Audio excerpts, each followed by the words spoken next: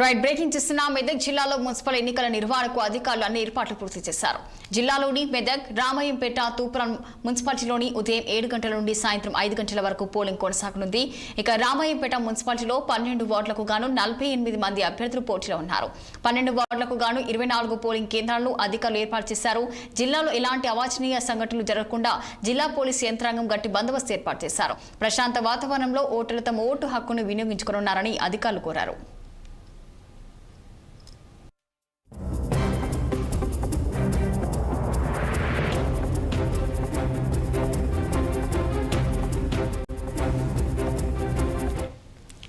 మెదక్ జిల్లాలో మున్సిపల్ ఎన్నికల నిర్వహణకు అధికారులు అన్ని ఏర్పాట్లు పూర్తి చేశారు. జిల్లాలోని మెదక్, రామయ్యంపేట, తూప్రాన్ మున్సిపాలిటీలో ఉదయం 7 గంటల నుండి సాయంత్రం 5 గంటల వరకు పోలింగ్ కొనసాగనుంది.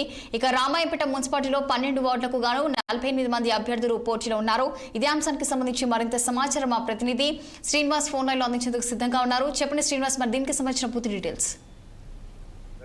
మెదక్ జిల్లా వ్యాప్తంగా పోలింగ్ ప్రారంభమైంది. ప్రశాంతంగా పోలింగ్ జరిగే విధంగా అధికారులు ఈపాటికే చర్యలు తీసుకున్నారు. ఉదయం 7 గంటల నుంచే ఎవరైతే ఓటర్లు ఉన్నారో వాళ్ళు లైన్లలో నిల్చొని వారి ఓటు హక్కును వినియోగించుకుంటున్నారు. అయితే దీనికి సంబంధించి అధికారులు నిన్న సాయంత్రానికి దీనికి సంబంధించి ఏర్పాట్లన్నీ కూడా పూర్తి చేశారు.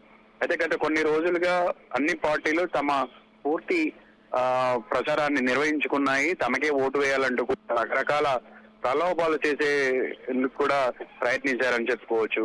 అయితే గత కొన్ని రోజులుగా జరిగినటువంటి ప్రచారం నేపథ్యంలో జిల్లా వ్యాప్తంగా కూడా ఒక పండగ వాతావరణం అనుకోవచ్చు, లేదంటే ఎన్నికల హడావిడి అనుకోవచ్చు. ఇదంతా కూడా జిల్లా వ్యాప్తంగా కూడా మనకు కనిపించింది. అయితే మొన్న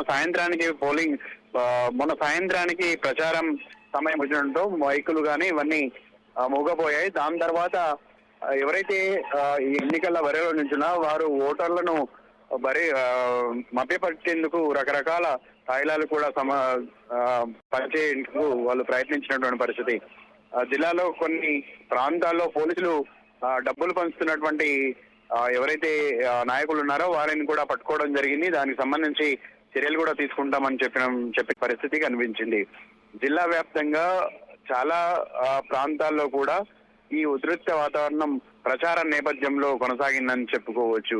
అయితే ఈ రోజు ఉదయానికి సంబంధించి ఈసారి ఈ ఎన్నికలు మున్సిపల్ ఎన్నికలు బ్యాలెట్ విధానంలో జరగడంతో ముందుగానే దీనికి సంబంధించి ఆ గ్రామంలో ఉన్నటువంటి ప్రభుత్వ యంత్రాంగం కూడా ప్రజలను చైతన్యపరిచేందుకు, దీనిపైన అవగాహన కల్పించేందుకు ప్రయత్నం చేశారు. సోషల్ మీడియాలో కూడా ఓటు ఎలా వినియోగించుకోవాలి, అదేవిధంగా బ్యాలెట్ పత్రాన్ని ఎలా ఫోల్డ్ చేయాలనే విషయాన్ని కూడా సోషల్ మీడియాలో భారీగా ప్రచారం చేశారు. ప్రచారం కూడా జరిగింది.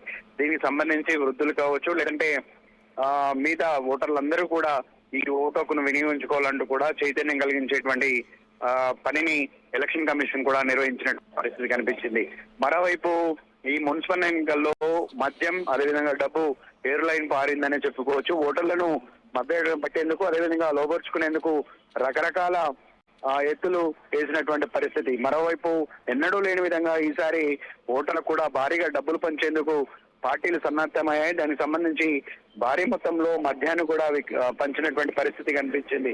అయితే ఈ రోజు ఉదయం నుంచి ఓటర్లు వస్తున్నారు, తమ ఓటు హక్కును వినియోగించుకోవడానికి వస్తున్నారు. ముందుగా సూచించిన విధంగా అధికారులు ఐడి కార్డును తీసుకురావాలని కూడా చెప్పినటువంటి పరిస్థితి. మరోవైపు గ్రామంలో ఉన్నటువంటి అంగన్వాడీ టీచర్లు, ఆశా వర్కర్లు కూడా దీనికి సంబంధించినటువంటి ఎలక్షన్ కార్డు ఏదైతే ఉంటుందో దాన్ని కూడా ఈ పాటికే ఒక్కొక్క కాపీని అందరూ ఓటర్లకు అందించినటువంటి పరిస్థితి.